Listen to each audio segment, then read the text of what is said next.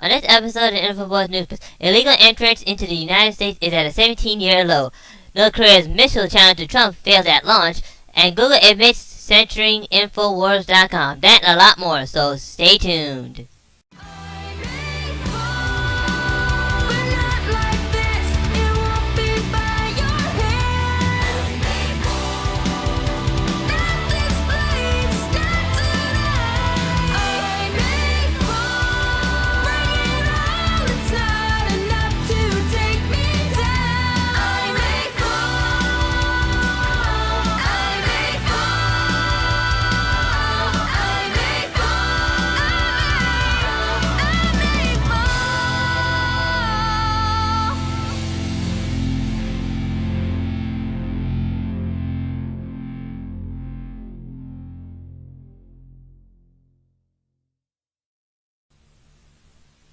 For the week of April the 17th, 2017, this is the first article today, and it's article written by Truth the Vault.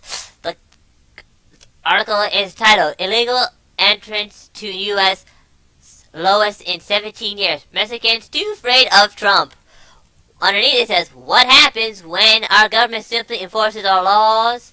Illegals stop coming. And that's a good thing, too. One of Donald Trump's promises is Make America Great Again was securing our southern border and ensuring illegal aliens stopped flowing into the court and burdening of the system. Well, it's already happening even before the wall is built. Attorney General Justice appeared on How Cars radio show in Boston, spreading the news. And you can see it all here. Later on Sean Hannity's program on Fox, Sessions added, I thought if we had a clear leadership by the president, by our officers, and to tell people, please don't come illegally. If you want to come to America, wait your turn. If you do that, we'll see a decline, and so far it's exceeded my expectations. It is beyond my comprehension how we drifted so far away from the common sense notion that sovereignty nations have borders, and those borders have become honored. Sessions continued.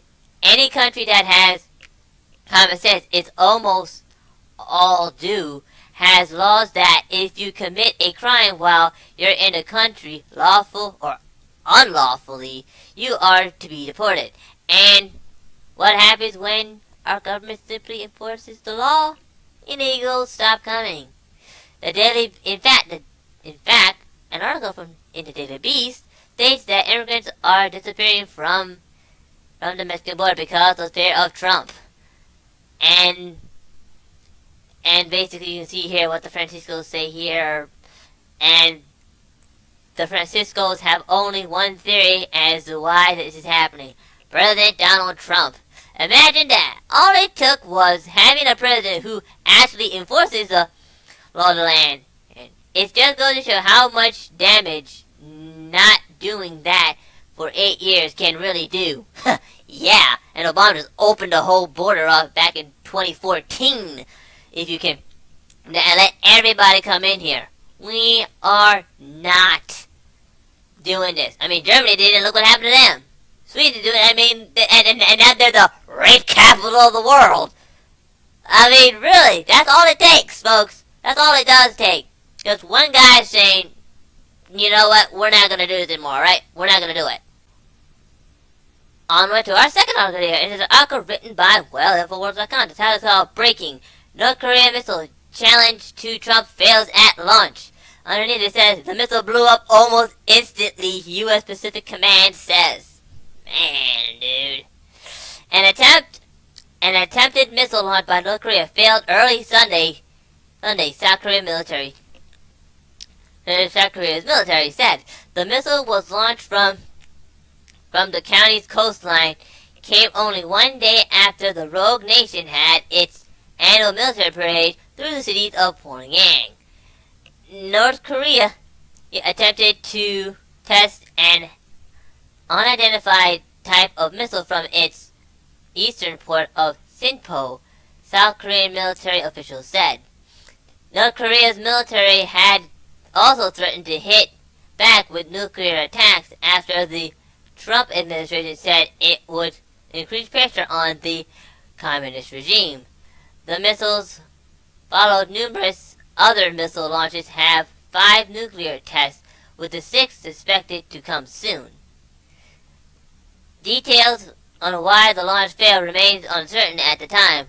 My bet, everybody's bet is that basically nuclear space weapons were used to blow the missile up, of course.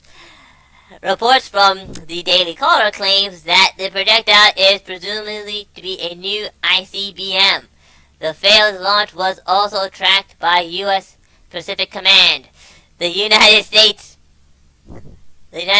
Command detected and tracked what we assessed was a North Korean missile launch at 11:21 a.m. And it's also in Hawaiian time too.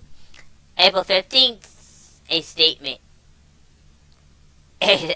said, the launch of the ballistic missile occurred near Sinpo.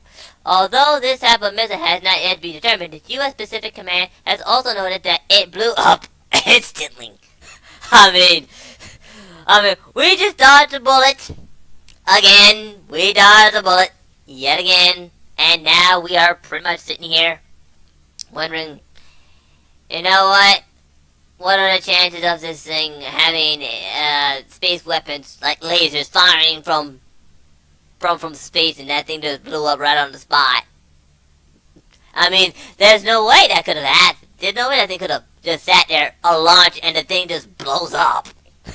It's impossible. Unless lasers were involved, of course. But yeah, we kind of dodged a bullet on here, and North Korea needs to put down the quote-unquote missiles before we all die or something, you know what I'm saying? This is not the problem child for everyone. They're only doing this to keep their people and their country in line. To eat, yeah, we need attention here. Come on, let's fire off some missiles and let's do a nuclear test for good measure. Man, here's a tip, buddy. Put the nuclear weapons down before you get hurt. Cause technically, we don't wanna wipe your face off the map, but if you keep acting like a you-know-what, we will. We just tested the mother of all bombs in Pakistan, okay? So, don't do it. Anyway, this is the last article there, and it's article written by, well, another one, Infowars.com. The title is called Breaking Google Admits to Censorship to Infowars. Claims that it will stop. Yeah, right. And this is also a red link article as well, too, folks. On it says First Amendment victory after search engine exposed. Google is backing down after and has blamed a vendor for wrongfully telling its staff to rank Infowars as a low quality content, Business Insider said Monday. Yeah, right. The vendor, hired by Google, used contractors to rate the quality of websites in order to aid the search engine algorithm. Yeah, right. Leaked photos showing the vendor targeting an Infowars article were originally posted online this week by independent journalist Mike Kucinich. Google put it did not order quality raters to target specific sites, but instead gives general rules on how to shape the algorithm. Oh yeah, sure, if you believe that, I got a boat to sell you somewhere. Google's spokesperson distanced the company from the contractor's instructions, telling Business Insider that it does not essentially quality rate how to grade specific websites, but gives general rules to how to unbalance Facebook improvements the algorithm. The article states, in instance, we have confirmed that the vendor we work with sent out more detailed instructions to some readers without our knowledge, which include references to specific sites, the spokesperson said. And yeah, right, I get that. But here's Alex Jones talking about this. Because they can shut us up, they can shut you up. Here's where it gets amazing. They list the fact that I list Ron Paul as a source, and they say Ron Paul is not credible, and that is the grounds for us. When Ron Paul said 2 weeks ago, the day after the chemical attack, that the rebels got caught before, he gave the source of the UN report. It was all over mainstream news. Who would benefit? It makes no sense, even if you were totally separate from this and take no sides of this, and you were just an analyst. It doesn't make any sense for Assad in these conditions to all of a sudden use poison gases. It's zero. I think it's zero chance that he would have done this, deliberately, and he's doing this now. In 2013, then again in 2016, they got caught launching a chemical attack. This is all over mainstream news. Ron Paul's crime is he has a memory. Then Putin came out and said it. We have information from various sources that a similar provocation, and I can't call it anything other than a provocation, is being prepared in other parts of Syria, including the southern suburbs of Damascus, where they're again preparing to release some similar chemical substances and accuse the Syrian authorities of using them. Then Assad said it. Cy Hirsch has said it. Pulitzer Prize winner. They say that because we wrote an article and used Ron Paul as a source, that it was uncredible. Then they say, but you're asking, why does CNN have the same headline, false flag? And they said, well, they're credible and respected and people like them. It actually says this, because people like CNN, which is a total lie. They have a 6% approval rating. They're known to be one of the most untrusted groups. They got caught in WikiLeaks with Google, with the White House, with Hillary, fixing search results. Remember all that? Remember all that? So they're the fraud.